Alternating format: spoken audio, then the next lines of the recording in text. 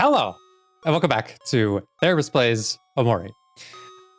Okay, so we're back in white space, and I've had a little bit of time to think about what I've experienced so far. And I have questions. Most of those questions revolving around what the fuck is happening in this game, and what the fuck is gonna happen to this little boy.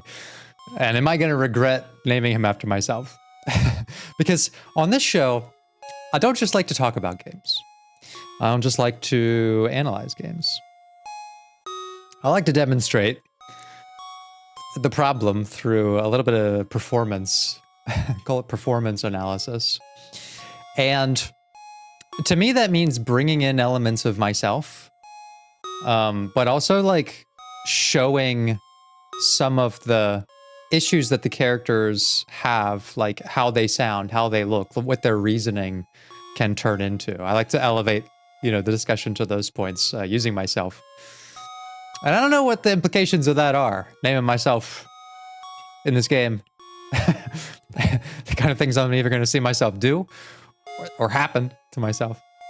But I actually think that it's really relevant to the angle of my commentary, because the questions that I have about what we're seeing so far do revolve a lot around, like, what is the self-relationship? Because there's clearly, like, something more going on with that. I mean, the fact that we're Omori in white space and someone else not in white space.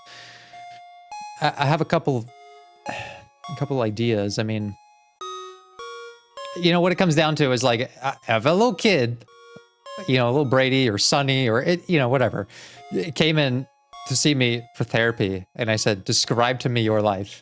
And he said, well, I live a pretty regular life in my house with my mom, and I'm super depressed there, and I'm terrified of everything. There's something on the stairs, there's something in the halls, there's scary people outside. Like, okay, that's like quite distressing. Tell me more. Well, then when I go to sleep, I wake up in this white interdimensional space that's like also depressing. But then when I go outside, I live in a lollipop gumdrop world where I run around with all of my friends and and I'm slashing up harmless garden sprouts. And I would say, okay, that's interesting, little Brady.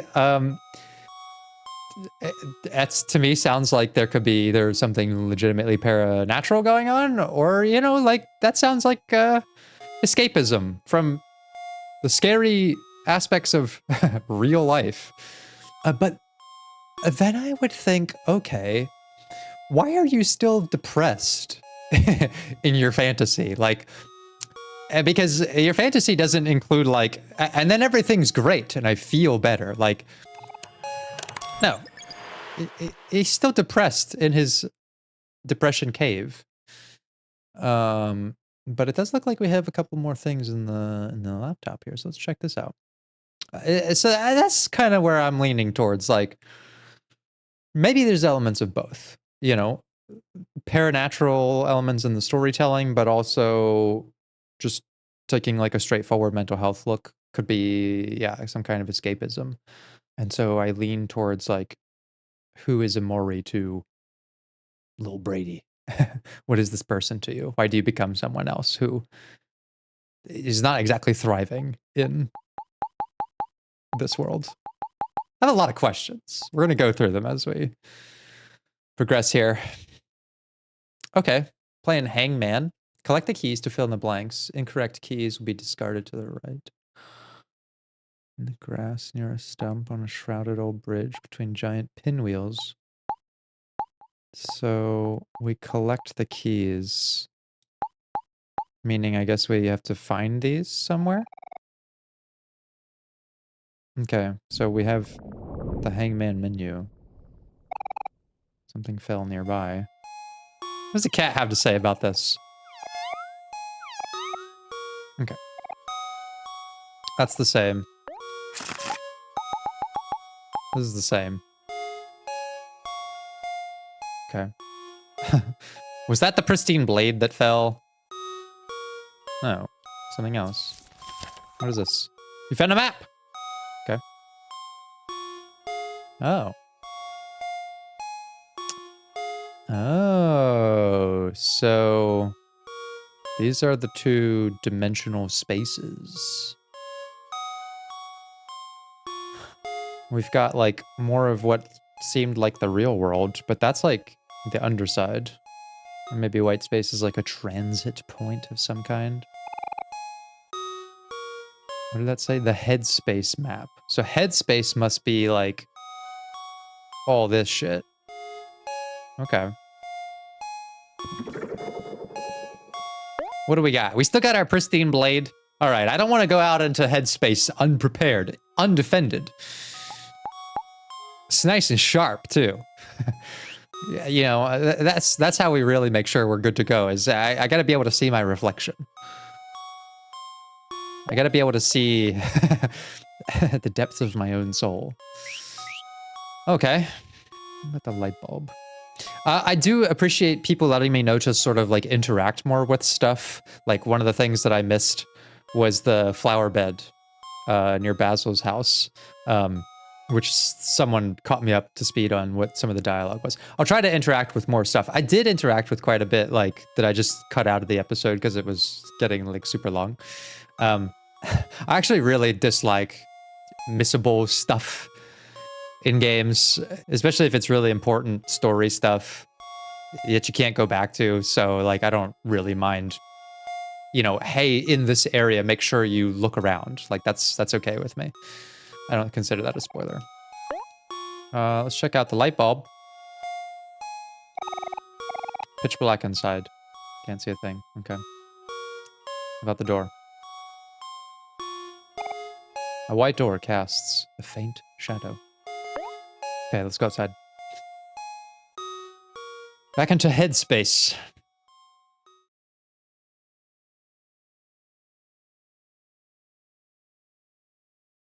I was just thinking. I'm in my own headspace. Trying to figure out what the fuck is happening. Yes, my good little jubilant friends. Omori, thank goodness you're here. Have you seen Basil? We can't find him anywhere. Oh, that's right. Basil had like a little bit of a meltdown before we got transported. So all we know at this point was like he saw something in the photos that freaked him out and had something to do with Mari, who we also saw in the like realistic world. And then I just got teleported here. Here's another one of my questions. What do these kids think about any of this? Especially like the whole pristine blade thing. Like, what are their thoughts on that? What are their thoughts on our like not so sunny disposition? I mean, it shouldn't be that they're just like that imperceptible. They seem pretty emotionally aware of how each other are feeling at any given time. Like the fact that no one around me seems to be able to pick on up on the fact that we're pretty depressed is a bit elusive. Okay, well, let's head back out. Does Snake have any more clams for me? Yes, 200 clams. That's big money. Okay, so, oh, look at that. Found a key.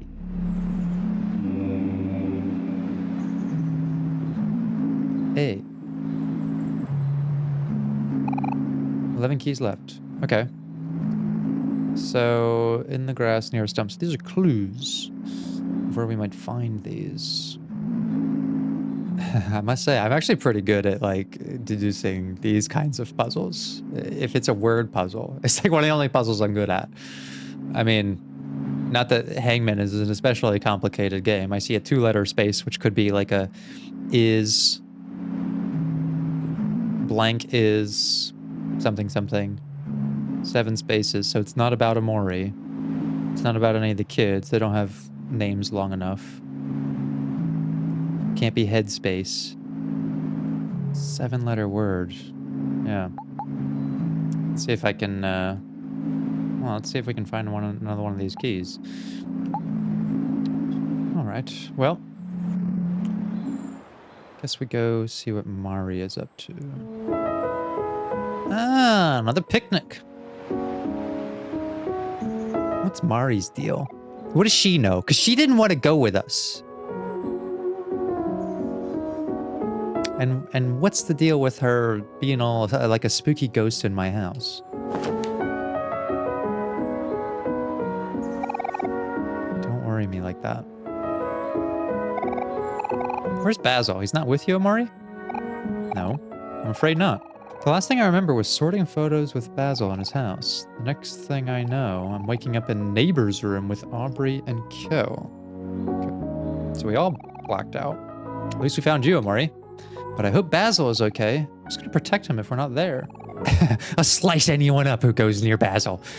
Don't be such a downer, Aubrey. We'll find Basil for sure. You're absolutely right, Kel. It's at times like these when we gotta stay positive. Maybe Mari's like, cause they're a kid.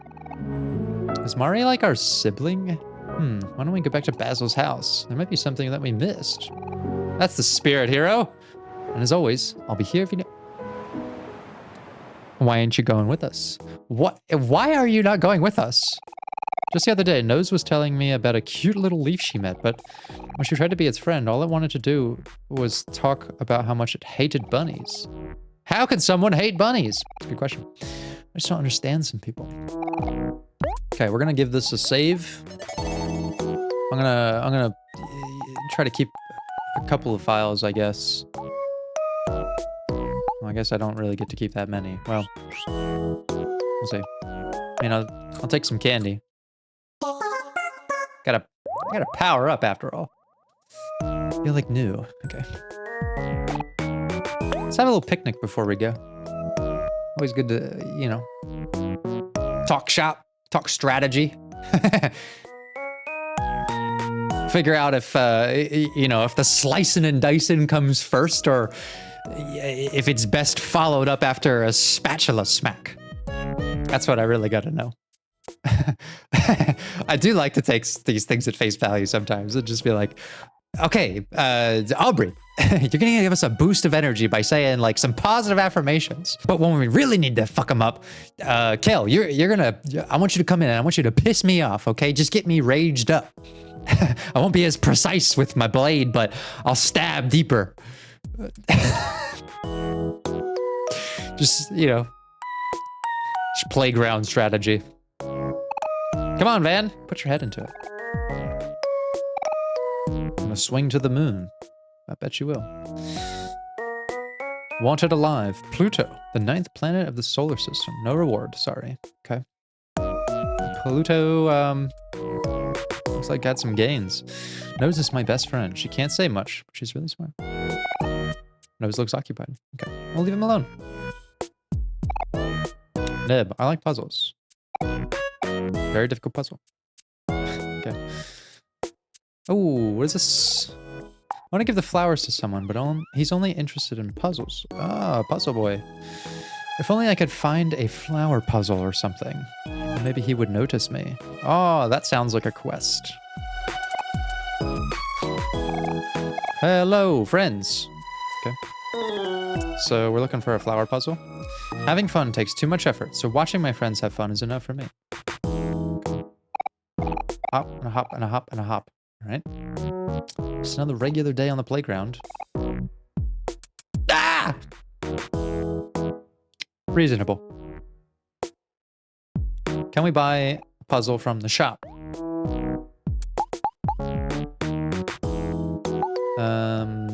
No, these are mostly combat items. Got some jacks. Take some jacks. That's probably pretty reasonable. 25 clams. That's not bad. I don't know how much I need to stock up. I'm gonna be quite frugal with my clams. You know, I don't know how fast they will replenish. Okay, let's not dilly-dally too much. What is this? A mirror. It's a bit suspicious. A friend smiling warmly behind you. what is this doing here? Maybe these kids are part of the cover-up. Like, I don't know. It's either that like Omori, Sunny, Brady, whatever, imagines himself in this world because like in the real world, you know, there's all these people that I wish I had closer relationships with, maybe, or I don't know how to have fun, or like, is headspace really an ideal environment for us? I mean, it's quite revealing to me that like, if this is our headspace, you know, the place that we retreat into when we're sad or can't deal with the world, like we're still depressed here. Like it's actually not really better for you. In fact, like this is really more coping with avoidance than anything else. And maybe that's a good time to talk about coping because it's so relevant to like how we develop the habits that make our depressive state so persistent.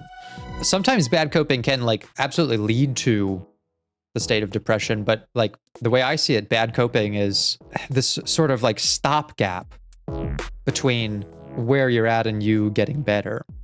So here's what we're gonna do. This is gonna be our framework. Okay, we're gonna have a scale for this. All right, and at the bottom of the scale, I'm gonna put like super depressed. Okay, and at the top of the scale, let's just put like healthy baseline. Okay, because I'm not out here to sort of like, you know, swing wildly from super depressed to happy. Okay, like that's actually the kind of all or nothing style of thinking that impairs the work of mental health because it goes for too much too fast. All right, especially if we're dealing with the more persistent, effective type depression. We didn't get like this overnight, right? Depression tends to take place over time, impacts multiple dimensions of life, and our mood is made up of so many different factors that like, it's actually not what we're going for. Like, let's not try to like, you know, become one of these other kids, okay, who are just effusively happy. You know, this is our healthy baseline, and then like way up here is like these other kids. Okay, so we're not really going for that. All right, we're just gonna try to like, you know, close the distance here. Okay, and so that's how we need to talk about like coping with things. And we either cope with things by trying to change the situation that we are in, or we try to change how we feel about the situation, or some combination of the two, right? When we were hungry, like to deal with that distress, we changed the situation. We found something to eat. When we were not able to change the situation, like we couldn't defeat the something on the stairs, we changed our feelings. Okay, we calmed ourselves down. So like those are different ways of coping with things. Like put very simply, those are kind of the two directions that we go in, or some combination of both would be like dialectic, right? And we will get into dialectics at some point. And so like, what is escapism? Escapism is, it absolutely does not change the situation we're in, because like we're gonna wake up tomorrow and be in the same shitty, depressed state, okay? So like it really doesn't change our situation. And it also doesn't change our feelings. Like the fact that when we're Omori, whatever that means in the context of the narrative, we're still fucking depressed. Or like, I don't even know if I'd call him depressed, really. He's just empty. He's an empty vessel. Like he's really got nothing going on. I feel like I know almost nothing about Omori, but I actually do know a couple of things about Brady, the little character, which is that when faced with a problem, right? Like what does he do? Well, he tries to run from some situations, and he does look to his feelings for certain things, but like there's a lot of, you know, skills to develop there. And escapism really is just like a kind of coping with avoidance that doesn't, yeah, it doesn't do either of these things very effectively. And it's not gonna give us any real motion towards this healthy baseline as a coping style. So that's where I'm sort of like thinking right now, is that like, okay, we know we're depressed. Let's take a inventory of what we're currently doing to move this way. And what are the inhibiting factors? Like, is there a coping mechanism that is keeping us from really progressing very far at all? And that's what I think this whole realm could be. Because it's certainly not like we're taking anything from this world into our actual world. Like, Mari's like our best friend in here, but we're fucking terrified of her, it seems, in the real-ish world, or... I don't know, man. I need some more info. The Pinwheel Forest. Maybe... Oh, maybe that's where the new key is. Transportation station. Okay. Looks like we have to go check out Basil. Let's do that. One of the flowers seems to have withered. They're already dying. We should do our best to take care of them until Basil gets back. Would you like to water the plants? Yes. It's the least I can do. Oh, okay. So we can actually... Ooh. We healed something. That's gotta feel good. Okay. I like that, actually. Doing something nice for someone. Yes. And water these plants as well. No, they seem healthy. Okay. So, you know, when you're thinking about your own life and whatever kind of situation you're in, like, that's also a good thing to think about. What are the tools in my kit, basically? Like, how do we go about changing situations? Do we, for example, procrastinate a lot, which is to delay our interaction with a stressor, which artificially creates pressure on us? And so, like, we end up changing the situation negatively by making it more urgent, which tends to increase stress. Do we overly pursue changes in the situation and be overproductive in them and like try to solve problems that like are actually better suited for taking some time to think about them? And how do we work on changing our feelings? Like, do we just ignore them? A lot of people do. Do we just let ourselves sort of saturate in negative headspace? Do we even know how to do that, to change your feelings? And yes, it is possible.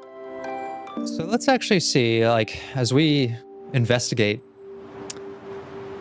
this issue with Basil being gone, how do the kids cope? You know, maybe we'll actually see some more depth to, I'm just making sure that these all look healthy to me, so maybe I don't need to water them. I want to see how these, like, suspiciously well-regulated kiddos deal with an emotional crisis. What do they do? Right now, we're trying to change a little bit of the situation and how we feel about it by gathering information, which plays a big role in how much anxiety you have. How much information you have about a problem and how much perceived control you have over doing something about it. Hi, Omori. Cliff-faced as usual, I see. You should totally smile more. I've always liked your smile. So they are aware, okay? Like, that's suspicious point number 11 or whatever. Is like, they can see him. It's not like, that's something that we only see for ourselves. Like, in all the photos in the mirror, like, we look like that. We don't talk. Like, who are we? Who are we to them? Do you need me to help with anything? All it costs is your love. Ah, quests. You found Aubrey's stuffed toy. I bet Kel wasn't too happy with that one. Okay. Basil's house is just down this path. I hope Basil is okay. Doesn't do well alone. Daisy's trying to get her crush to notice her with a flower puzzle. How cute! I think I saw Mikko throw one away a while back. Maybe you can find it somewhere. Ooh, a clue! Okay, I'll file that away. Hope to have helped you just a little. Be here if you need me. Let's give a refresh of the save there. Power up. Get some crunch. Might be that we need to do some slashing.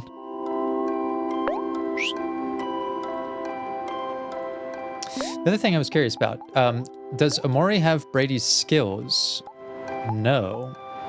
Omori does not have that skill of calming down.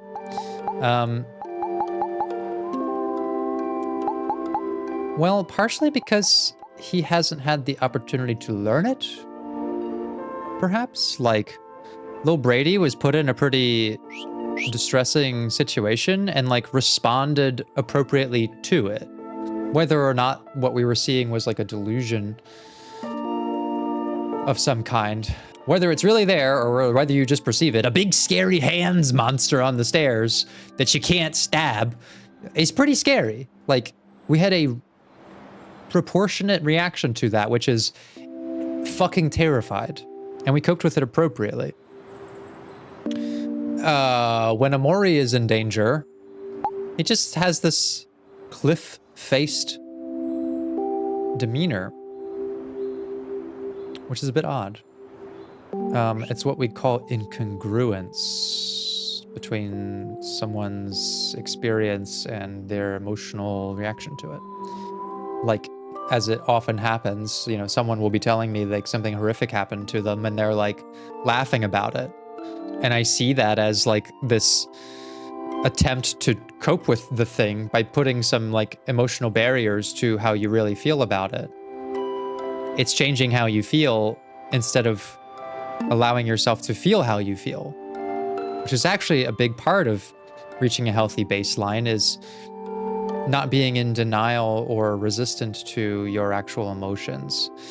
Sometimes the ways that we cope with things, by avoiding them, by not allowing ourselves to visit the challenging emotions that we're having, that can be a barrier to actually making some progress.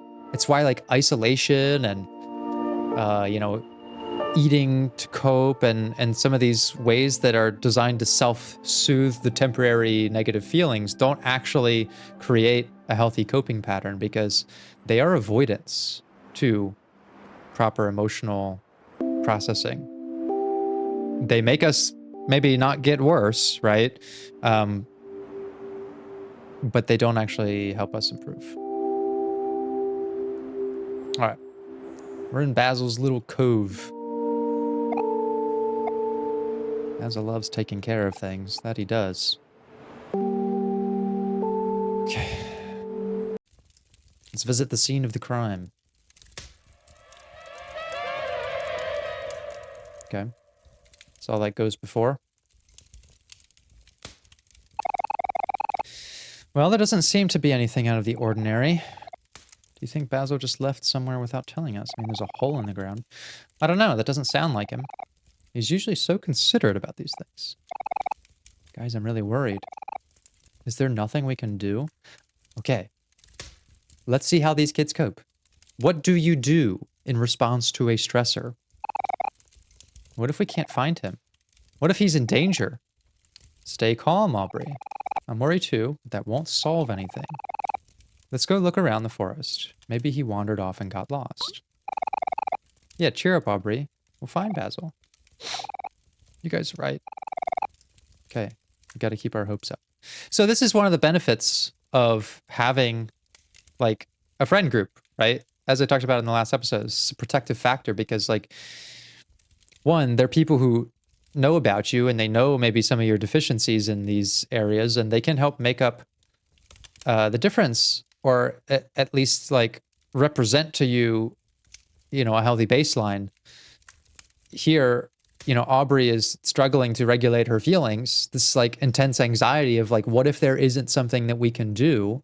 And Hero comes in, cool-headed as always, with a, we'll change the situation. We'll go look around. We'll gather some info. We'll solve this case.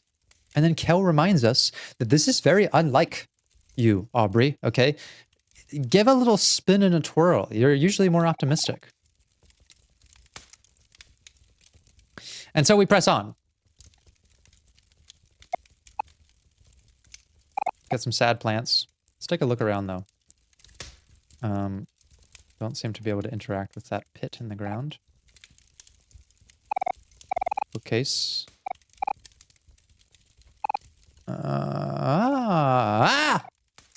Achoo. Oh shit! Is it a dust bunny? Uh-oh, there's a little dust bunny on the bookshelf. Get the butcher's blade out. We'll clear him out. All right, Omori, what are you gonna do? Let's go for the stab. A critical hit to the dust bunny. Cute little fucker. So Omori actually, he always slashes first. Oh, it exploded. The hell? Okay. It just did a shit ton of damage to us. I didn't even get to stab it. Alright. Let's carry on.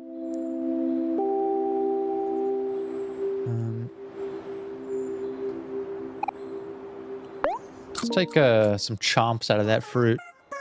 Wasn't expecting that dust bunny to rough us up so much. I didn't expect it to have no concern for its own life. For its only need in this existence is to harm little children. And it's willing to give its life for that. I didn't expect that.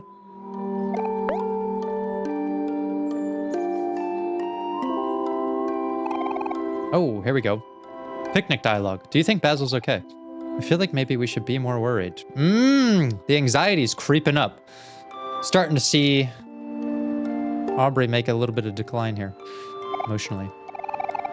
His disappearance is concerning, but it won't help anyone to get too worked up over it. Basil's really trusting. He'll believe anything anyone says. What if someone tricked him into something? Or maybe he's fallen into a trap. She's spinning. Keep spinning. That's actually probably one of her coping skills, right? Like, anxiety especially is your body's preparation to deal with some kind of threat, you know, that you're perceiving.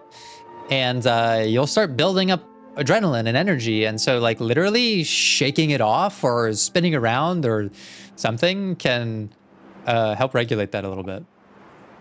I know. Why don't you all water his flowers while he's away? I'm sure he'll be super thankful once he's back. Already ahead of you. Poor girl is, she's, I gotta spin it around while she's sobbing it out. I don't like it when you cry. Cheer up. On the outside, Basil may seem really soft, but he's actually pretty strong on the inside. Basil can take care of himself. You should believe in him a little more. Well, when you put it that way. Okay, I'll try to believe in Basil. Thanks, Cal. Don't smile at me, it's creepy. You're creepy!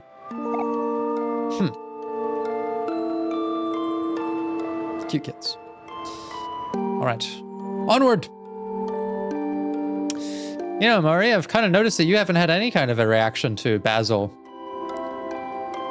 One of your supposedly close friends being missing. In fact, you don't really seem to have a reaction to basically anything. What's up with that? It's pretty strange.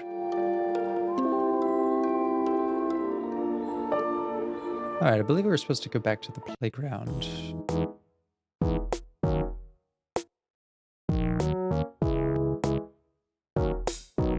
And there's Mari. She's always here.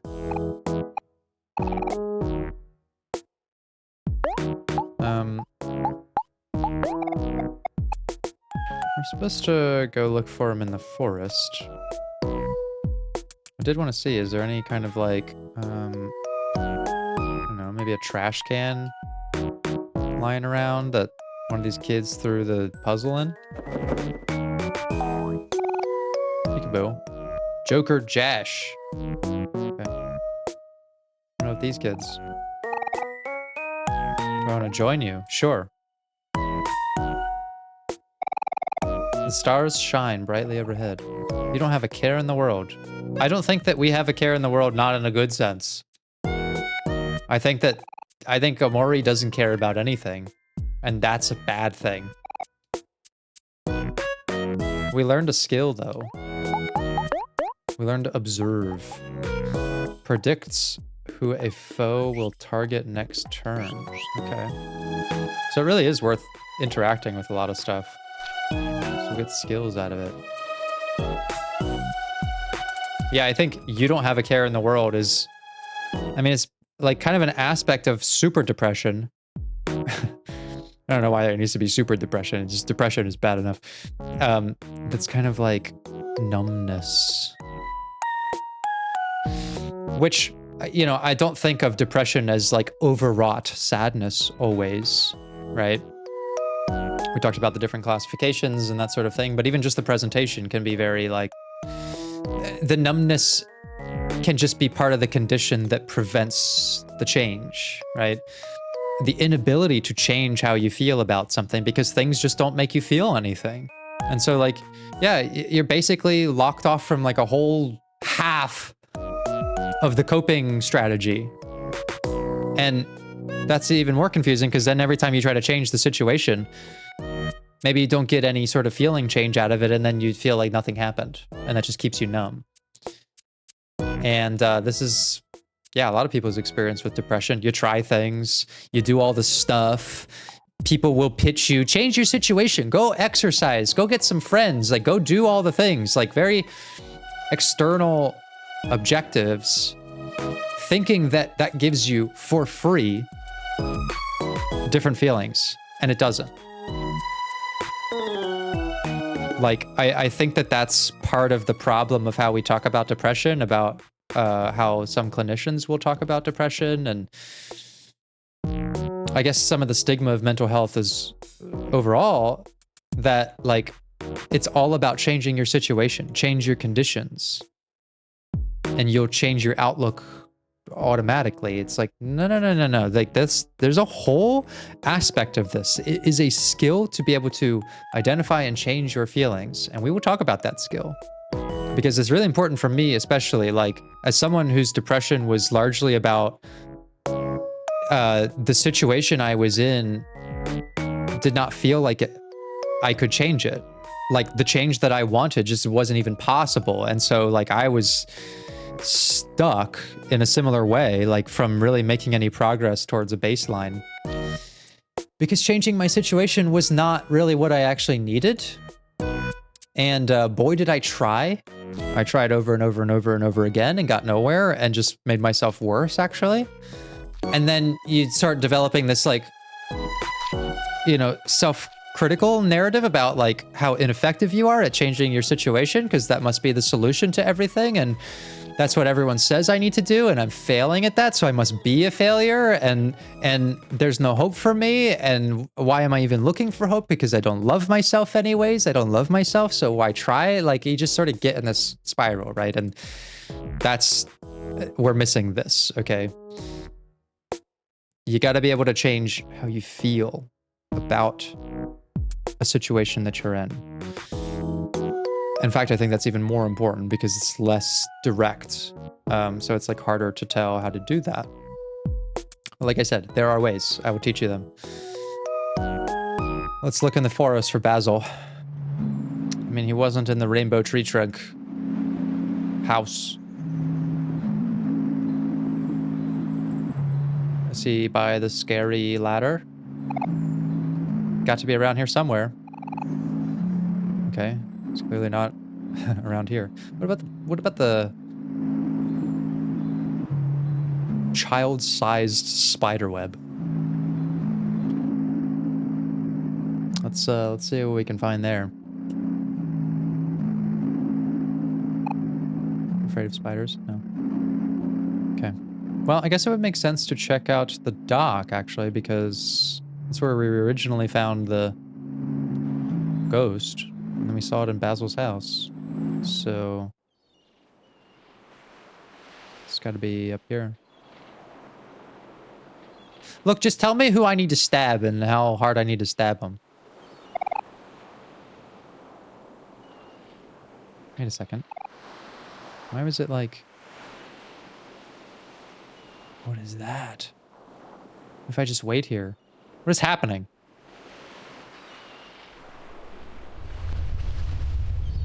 What is happening? Yes, I'm afraid of drowning. What's the deal? Okay, well. Doesn't seem like that really affects me that much. I mean, we don't really have time to make sandcastles. Holy shit, though. Kel's really going at it.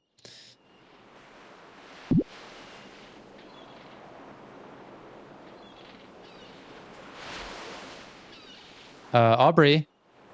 Hello? That's not a good idea. Don't go out there swimming all by yourself. Hey.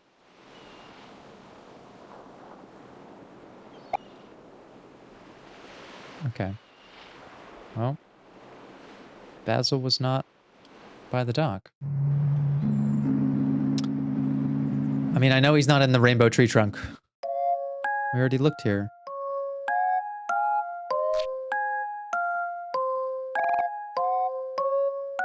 A photo of someone familiar. Wasn't that what Basil said when he had his little freak out? Why is this just sitting here? Why?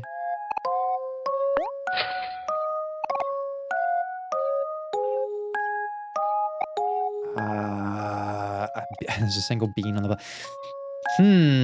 That's suspicious. That's what Basil said when he had his little freak out. Wanna play cards? I mean, I guess. I'm sort of waiting for something to happen. Can I take my friends with me to white space? Where are you going, Omori? We have to look for Basil. I'm looking for Basil! I can't find him!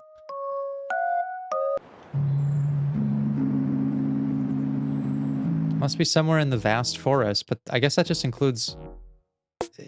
just everywhere.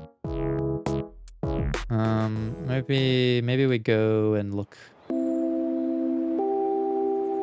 this way. Wasn't this like a train station? Oh, okay. The vast forest is actually a place. I thought the vast forest was just this whole area.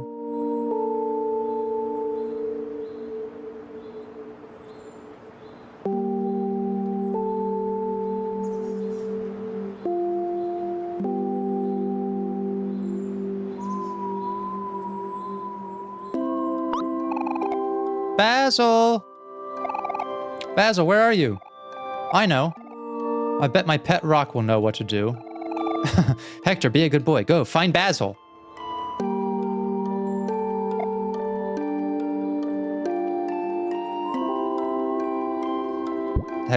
He's not feeling it. You tried your best, buddy. Okay. This is kind of deserved. There's no time to fool around, Kel. Hey, why you... Hector was trying to help. Where'd go, you two? We need to keep ourselves focused. Still being the mature one, I see, hero. Transit station. Foggy bridge. On a shrouded old bridge. Okay. Maybe we'll find some of these keys here.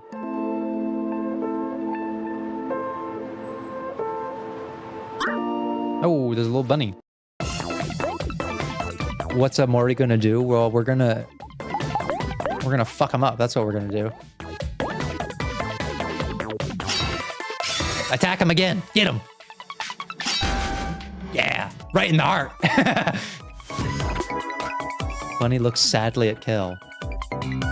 These poor creatures.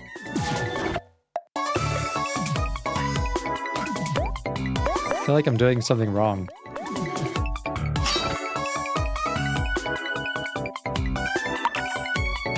Oh, Omori feels sad.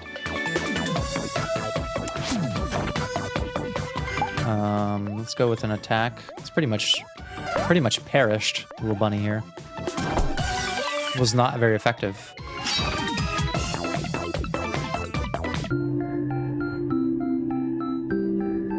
Seven clams on those bunnies, though. It's not bad. It's not bad.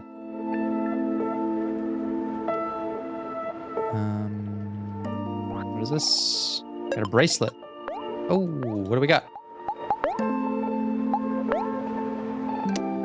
Defense +1. Okay, so who does not have a ton of health? I mean, I guess Omori should have it. Let's go with that.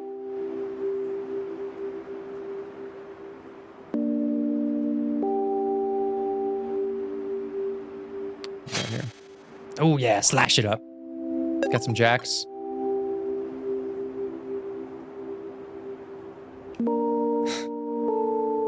His little friends are not at all concerned. Must be quite normal for them. Looks like that sprout is energized with happiness. Let's make him sad. And we'll make Omori happy. Check out the sprout mill first.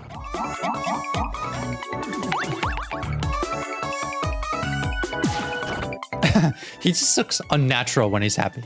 Like he's not used to it.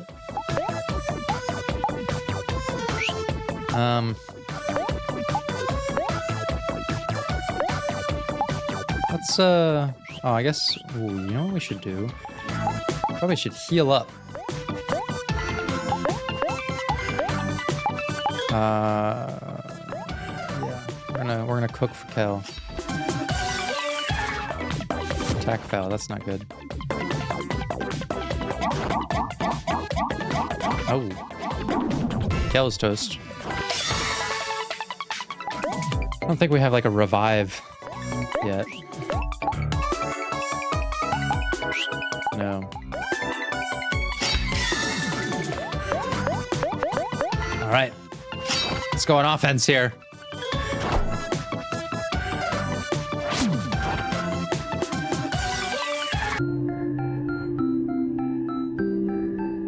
Found some tofu. Okay. Hearty little snack.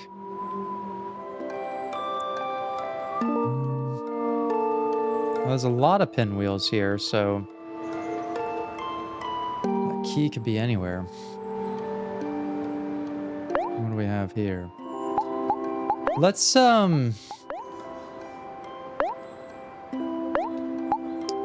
heal up a little bit. Do we have any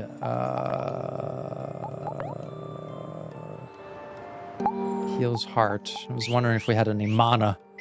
Any mana for our juice. I can hear something struggling inside. Is it Basil? Can I stab it? Skills. Let's give it a stab.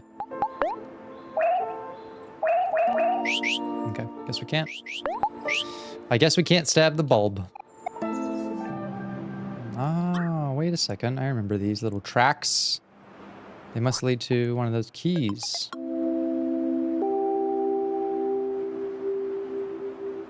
Right? Right? One of those. Slash it. Wait. Leave me alone, Sprout Mole. There's something creepy happening. I do not have time for this. Like, no matter what, you're gonna get stabbed up, alright? Like, just don't even resist it. Attack him again, Omori. Give him a double slash. That's right.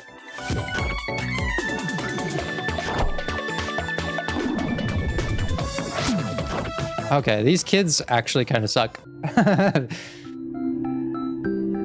Like, Omori is just carrying the team here, all right? These kids, they keep turning into toast because they don't have dangerous weapons. You know, like, let's find some stuff that fits their personality at least, okay? You know, Omori, he's got the pristine dagger, okay? It makes deep and precise cuts sometimes. Depending on what mood he's in, he might just go wild. You don't know who he's gonna hit. He does real messy work sometimes. Okay. Because of his messy emotions. You know, Aubrey, she's got a stuffed toy, so let's just get her like a bat, you know, something she can just really just give a good fucking whack to stuff. That's what we really need, okay? We need some actual lethal weapons. These toys are bullshit. Look at that. I don't see these other kids like clearing out environmental hazards with with their bouncing ball. Okay. Should we go in the little cave first? Make sure I heal up first. Get some candy going. Is this? I'm the wise rock. I give solid advice in exchange for clams. What kind of advice would you like to give me to give? You know what? I'm in the mood for some bad advice. Understood. Here's your advice. When life gets you lemons, start a lemonade stand in front of a train station and give away complimentary train passes with each purchase of lemonade, okay? I hope this helps. All right. What about some okay advice? Understood. Here's your advice. There are approximately 238,900 miles between the Earth and the Moon. Okay. Give me some good advice. Do something today that you'll thank yourself for tomorrow. You know what? That one is helpful. Thank you, Wise Rock. Seems like the bad advice is actually the only one that's kind of actionable, though. Ooh, we're on a misty, shrouded bridge. I don't know, guys. I don't think Basil's in this forest. But we haven't even searched the whole forest yet. We can't stop now. Cheer up, Aubrey. We'll keep searching until we find him. If we don't find Basil soon, maybe we should meet up with Mari at the playground and figure out what to do from there. It's fair. We always have good strategy at a picnic.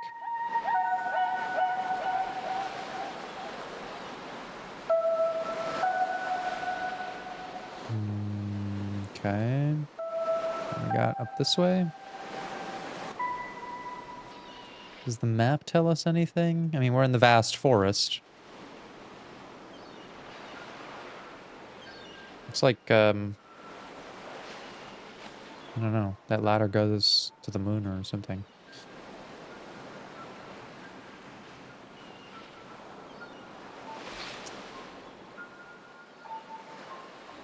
Hey.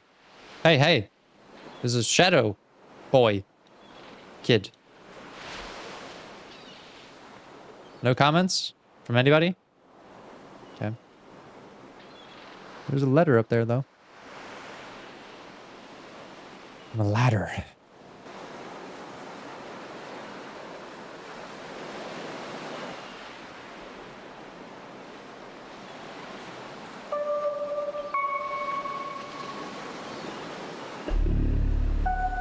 B.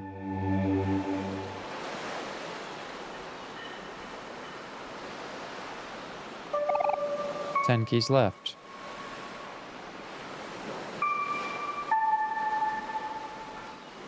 Could be black. Is it going to use all of these letters? I mean, it has the whole alphabet. Is there any relationship between the letters and where we found them? Okay. Need some more.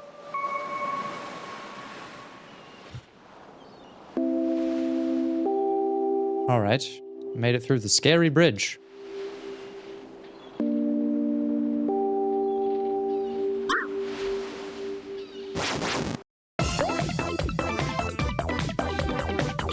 More sprout moles, huh? You know what? I'm gonna actually use the stab skill. And I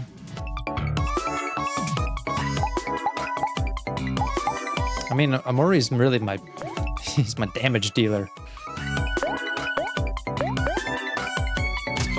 Holy shit. Wow. That was brutal. Damn, Kel. Get your shit together.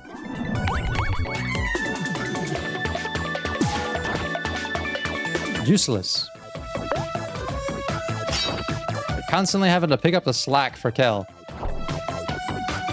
Let's give some tofu. Aubrey there.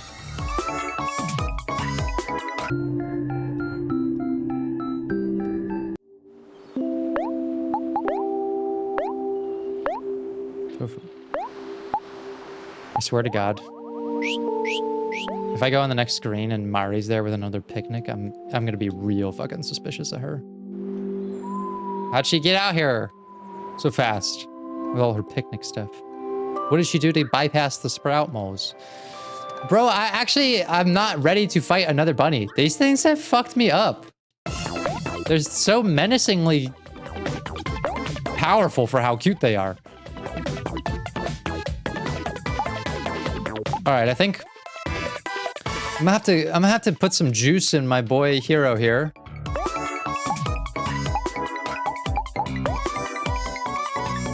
So that he can heal us up.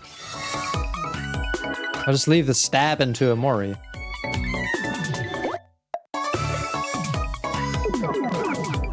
There we go. I gotta juice him up. I gotta juice my boy Hero up.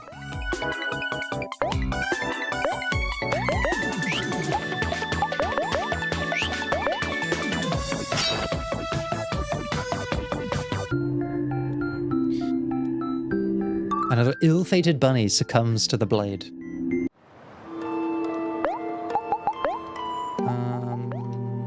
Okay, let's do some meal prep. Now we're living. Now we're thriving.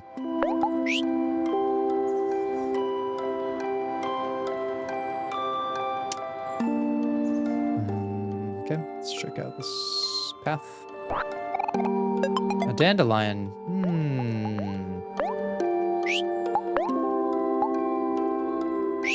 Removes emotion from a foe. Or a friend?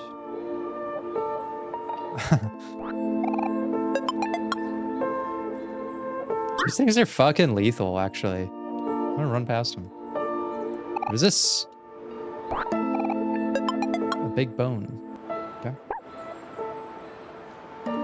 Oh, is there a dog? Small bone. Big bone. Nourishment. Shelter. Where's the doggo? See the little paw prints. I guess I don't get to meet the doggo. I fucking get juked. Oh, some of these little footpaths. Wait a second. Did I already go this way? No.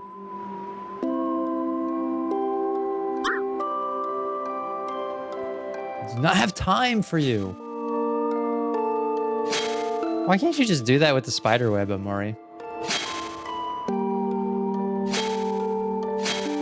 Slash it. This is a pretty long ladder, huh? It's pretty tall, but not as tall as the one east of the stump. And that one goes all the way up to space. You're really afraid of heights, aren't you, Omori? It's okay. We don't have to look up there. Yes we do, actually. Okay, well, maybe we can't. So it's clear to me that, like, Omori does retain some of the coping strategies and afflictions that Sonny Brady has. And here's an intervention I would do, actually, for that. So when someone has difficulty accessing their emotions, which makes it difficult to change those emotions because they can't experience them, they're in this like numbness barrier. One, that means that like on the path to our healthy baseline, we do need to learn how to sort of freely access a broader emotional range than we have right now, and preferably on our own. However, until that point, I will use confrontation strategies to surface those emotions. And I would actually look at that and say, okay, like for someone who's generally pretty numb, the biggest emotion I've seen from you so far has been fear, right? Fear of these heights and spiders and, you know, darkness and whatever else, right? The fear of being alone with your own thoughts, maybe. And so I would say, okay, like from a strengths-based perspective, meaning that like the intervention that we work with always looks to identify the material that we're using as strengths. So I would look at that and say, okay, like this fear you have of heights, that's a resource to us. Why? Because it's actually one of the only things that is like inconsistent with this general numbness. And so like, let's get closer to that fear, okay? And as I say that, little Sonny Brady is gonna start getting anxious, right?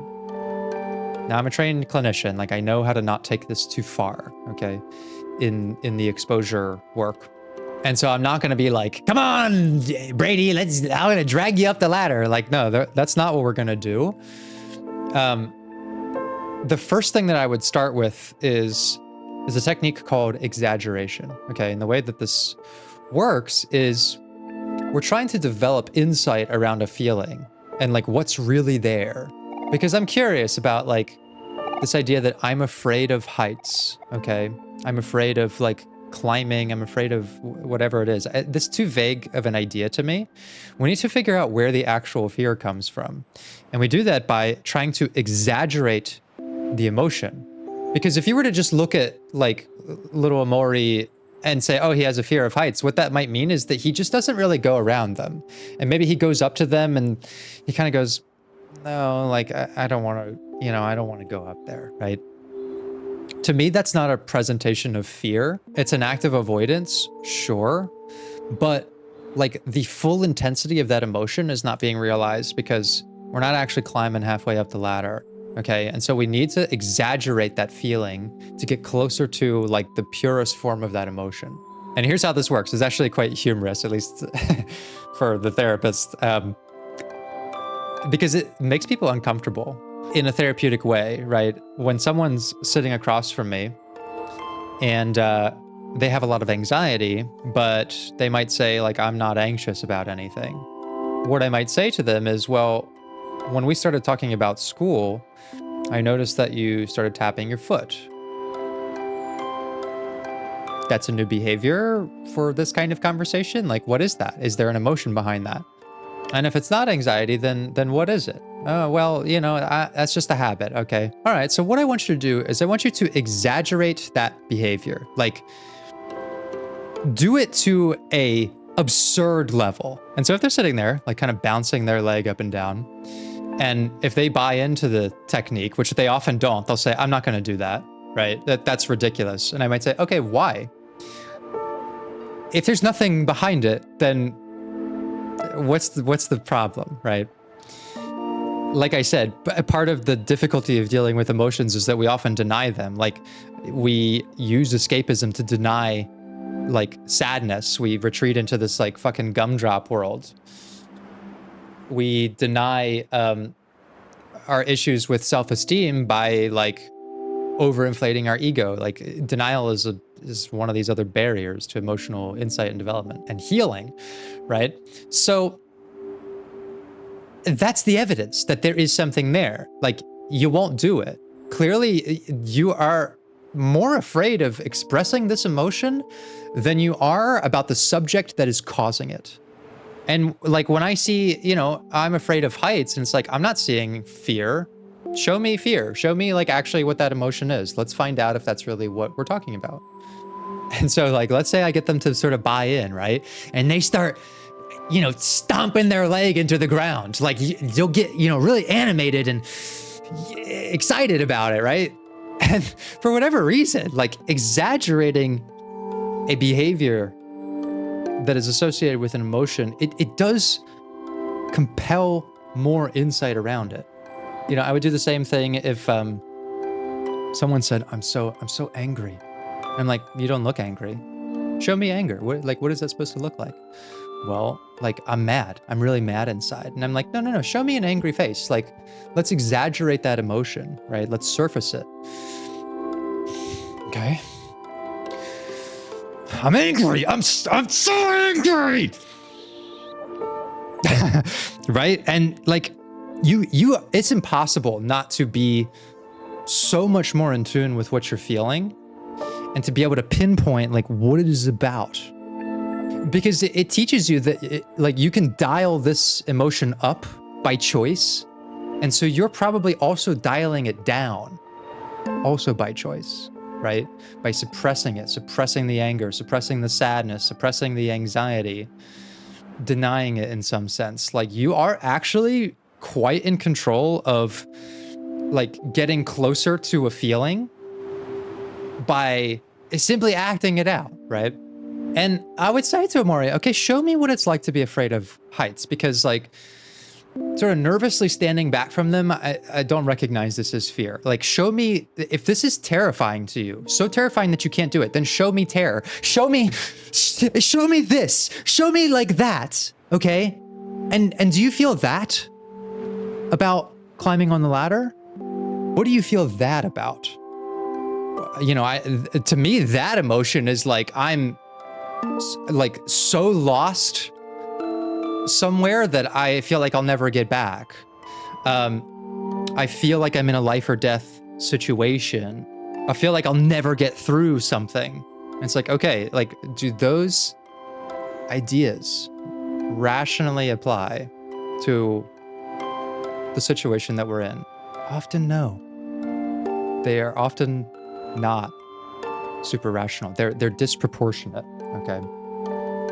So a big part of emotional awareness and insight is being able to like get in touch with your feelings and like recognize that you probably have all kinds of stuff in your brain, you know, wherever they come from. We'll talk about where they come from, these sort of maladaptive coping styles, but they are how you're doing this. You're changing your feelings by suppressing something intense that is keeping us in this numbness, because numbness is preferable to terror. Numbness is preferable to rage.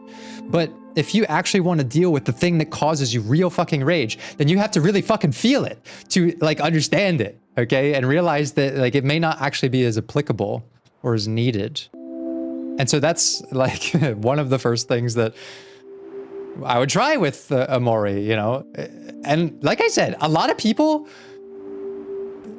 just won't even do it because it's kind of absurd. But then that brings up its own conversation about like, what else are you afraid of? You're afraid of being perceived in a silly light, like that you can't, you know, sort of make a fool of yourself for 5 seconds to sort of maybe develop something necessary for your mental health.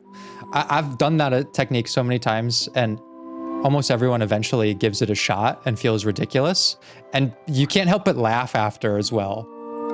So it also diffuses the whole intensity around it, because afterwards you're like, yeah, it's fucking, it's crazy to be acting like, you know, I'm in a terror event when like, you know, I'm really just looking at a tall ladder. So it does a lot, actually. Okay, more the mystery. So much of like changing how you feel about things is making sure that your perception about those feelings is actually accurate, like, and using correct language for that, you know? Like, we may have been able to downgrade the experience of the ladder from I am terrified of that to I am nervous about it, right? And nervousness is a much easier thing to resolve than terror. And in fact, like the idea that I'm terrified of it is absurd, because acting like that makes me feel like silly, and silliness certainly isn't scary.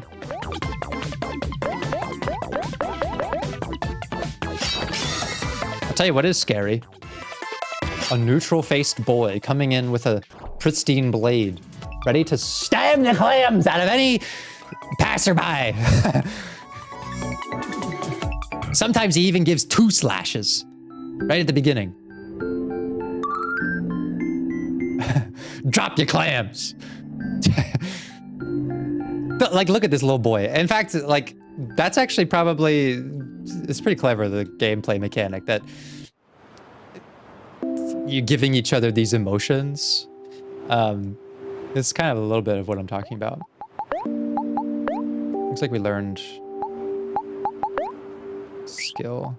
Rebound. Deals damage to all foes. Ooh, an AoE attack. So we found the ghost, again, near a tire. We've been to the Foggy Bridge. We've explored this whole area, really. I don't think that there was anything else to do over there. They've just got no defense. They've got no defense for the ultra sharpness of our blade.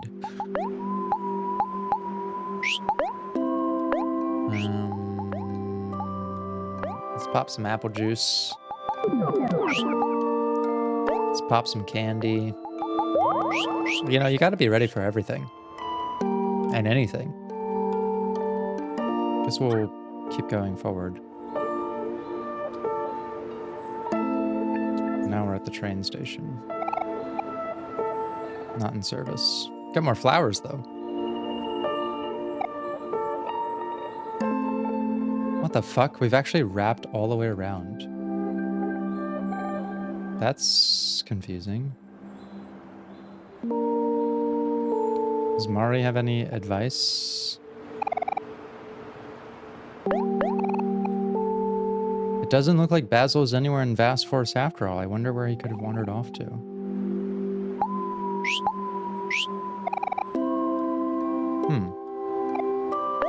Alright, well, let's stock up some fruit.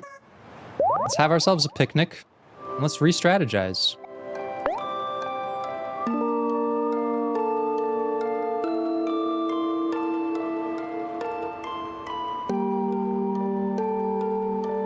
Well, that didn't do anything.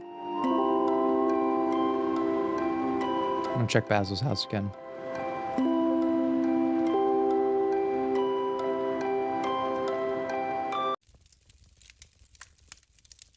No, there really isn't anything here either. It's very strange. Well, the mystery is ongoing. We're gonna pause things here. But genuinely, if you want to see how this feels, okay, if you struggle with like accessing your own emotions as well, okay, nobody's watching, you know, do it in the comfort of your own home, just for yourself. See what it's like to dial up whatever the problem emotion is. If you're afraid of something, you're sad about something, like act it out, okay? Exaggerate it. See if getting close to it at an absurd level tells you anything more about why you feel that way and how connected it is to the situation you're in. Because like you may run up against these situations in life where there really isn't much change you can make to it, especially if it involves someone else's decision. Like someone, you know, wants to part ways with you or whatever. And like, this is so essential to be able to still do that, because this is really half of the tool belt of coping, right? You know, like I was sort of alluding to, and I think I'm not going to get through this series without getting a little more personal than I normally do, but this was the solution for me when I could not change my situation. And it has given me a lifelong coping skill that I literally can't imagine going back to a life without. And so I want to talk a little bit more about what that was. When the story presents a unique opportunity for it. But for now, that's where we're going to pause. Thank you, everyone, for enjoying another episode of Omori. Welcome to all of the new people who have joined the channel and the community recently. I'm excited to get to know you all, and I'll see you again soon. Take good care of yourselves.